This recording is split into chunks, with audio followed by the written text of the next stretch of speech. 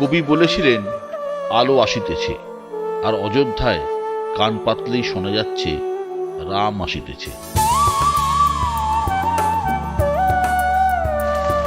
2024 ভোটের বছর, 2024 রামেরও বছর। দরজা খুলছে রাম মন্দিরের। দীর্ঘ কয়েক দশকের রাম জন্মভূমি আন্দোলন, এই অযোধ্যাতেই লেখা হচ্ছে তার শেষ অধ্যায়। এমন সময়ে যখন তার কয়েক মাস পরেই লোকসভার ভোট, ধর্মের এই উৎসবের প্রভাব কতটা পড়বে ভোটের রাজনীতিতে?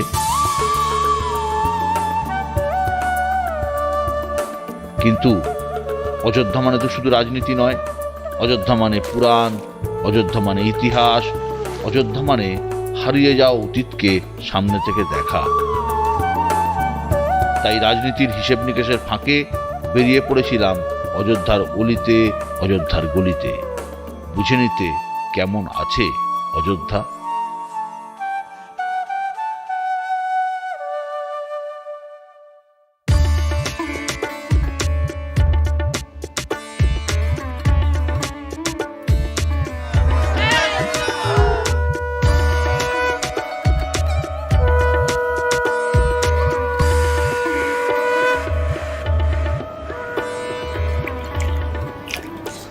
সরযু যে অমৃতময় আমার রামায়ণ, এই সরযু বলে রামের কথা, এ সরযু বলে অযোধ্যার কথা, এ সরযু বলে পিতৃসত্য পালনের জন্য এক পুত্রের বনবাসে যাওয়ার কথা।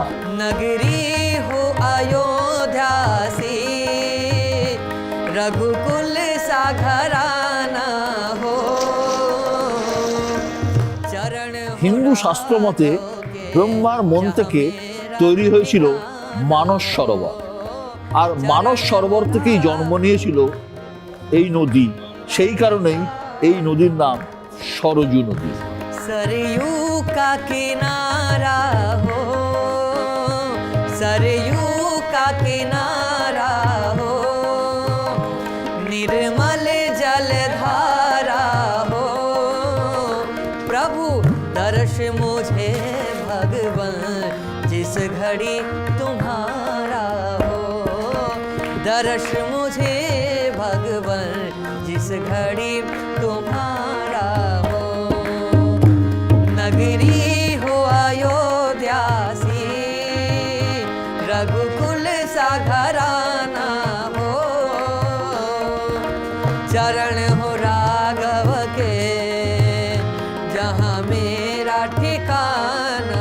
বাল্মীকির রামায়ণ যতটা রামের, ঠিক ততটাই এই সরযু।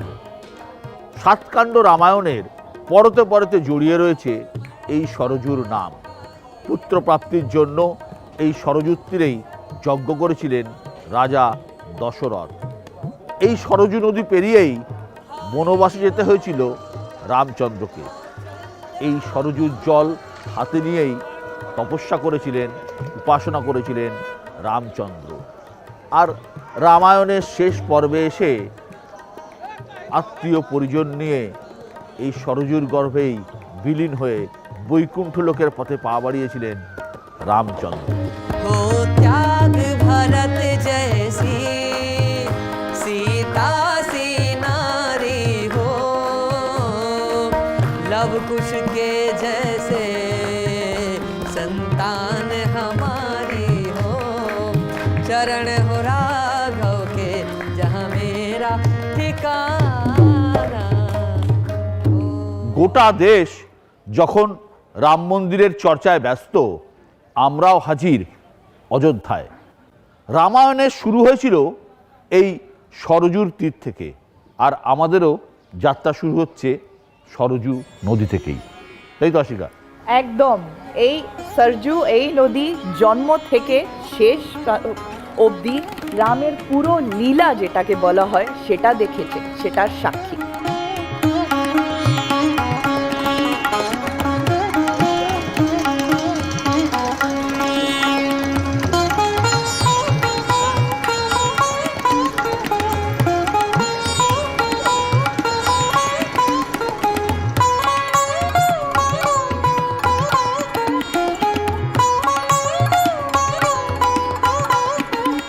সরজু নদীর তীরে জন্ম অযোধ্যা নগরী।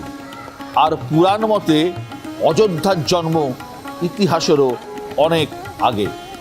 পুরাণ মতে মানবকুলের সৃষ্টি মনুর থেকে। পুরাণ বলছে এই অযোধ্যা শহর তৈরি করেছিলেন মনু। মনুর হাত ধরেই তৈরি হয়েছিল এই অযোধ্যা শহর। অর্থাৎ রামের এই অযোধ্যা রামের থেকেও অনেক অনেক প্রাচীন। এ তো গেল পুরাণের গল্প। আসলে এই অযোধ্যা এমন একটা শহর যেখানে এসে পুরাণের কথা, ইতিহাসের কথা না বললে কিছুই বলা হয় না। তার কারণ এই শহরে ইতিহাস, পুরাণ সমস্ত কিছু মিলে মিশে একাকার হয়ে যায়।